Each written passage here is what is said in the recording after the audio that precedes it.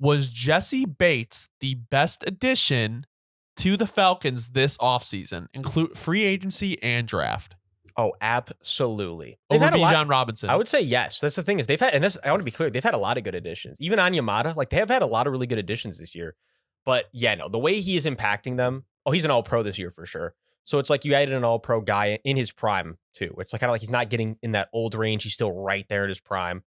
You got a guy where if you can figure out the QB situation, you could still have him potentially for that Super Bowl window.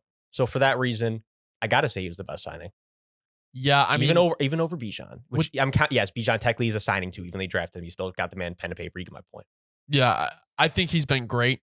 A bright spot in this game because it was just so yucky. Like I don't really know what else to say. Like what was exciting besides the safety in the end zone? That's our top note is just another lethargic week of offense from both teams. And so that's kind of where my question comes in about this game. Mainly about the Jets, because we already know Art Smith is actually on the cush seat. He's on the opposite of the hot seat. He's already been confirmed to be back next year. He's on the cushy seat, just rolling back a blunt, chilling. And then, so with the Jets, let's be serious for a sec, okay? Where are the firings going to start happening and who's taking responsibility for this dumpster fire of a season? Because the thing with Zach Wilson that just came out, right? About how he's literally basically telling them to go fuck themselves, as he should. That's where this gets so fun to me, bro, is because to me, this was the most obvious shit ever. Who didn't see this coming that wasn't in the Jets building? Let's tell our second overall pick to go fuck himself after we set him up for absolute miserable failure. And then on top of it, we're going to bench him halfway into the year when he's actually the only thing that's even like remotely, like everything else. There's no hope. This is the only hope. Yeah, it was like the only hope you potentially had. And then for somebody who had one touchdown and 12 interceptions their entire college career, this was so obvious. They would have been better off bringing in Joe Flacco. They would have been better off bringing in Ronald McDonald. We'll go back to Ronald. I mean, at this point.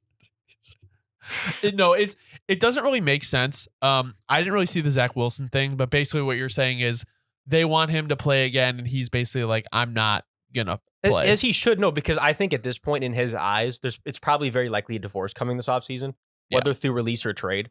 So it's like, why put yourself in position to be potentially making less money on that next extension? Yeah. And I'm sure that's just what him and his agent are thinking.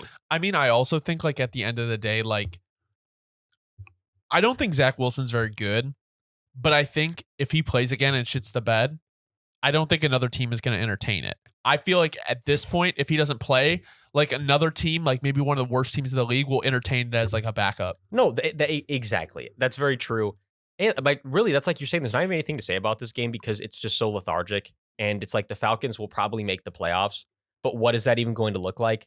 Like, it's like, and then my last thing I want to say, because it's we can sit here and talk about how lethargic the Falcons are and that they're going to make the play. It's like, what does that even mean? It doesn't really mean anything. They're kind of like the Commanders of the Commanders sneak in his last seed, all that stuff. It's like, what are we going to say? But what I really wanted to talk about is, can we please, Jets, don't let Aaron Rodgers play again this season? No, he shouldn't. There's no reason he should touch the field again. I mean, they're not making the playoffs. It's like that's please. That's my only thing is don't let that man touch the field this season. That would be the only thing that can make this dumpster fire joke of a year even potentially more volatile of it, like a more volatile joke. The Jets are currently the 14th seed in the AFC. There's no, I mean, like mathematically they're not eliminated, but it's like, what's the point? And also, if you want to talk about like Aaron Rodgers, like, so you say like the coaching staff unserious. It's I agree. So unserious. I just think like Jets fans, you better hope Aaron Rodgers does not get injured next year. Because whatever you saw this year, this is next year. And if it doesn't work next year, that's why Jets fans, I feel like, you have to draft a QB. I feel like they're already like, that's why Jets fans are already almost saying like, just get this shit over with. Like, because it's like, let's be realistic. We always talk about realistic chances. Like, realistic chances that everything's perfect next year after this. I mean, it's like low because there's no way you fix that line all the way. There's no way you fix that line. There's no way you get, I feel like the receiving core is going to, I feel like there's going to be some trades in place. There's going to be some like, Devontae Adams is a Jet.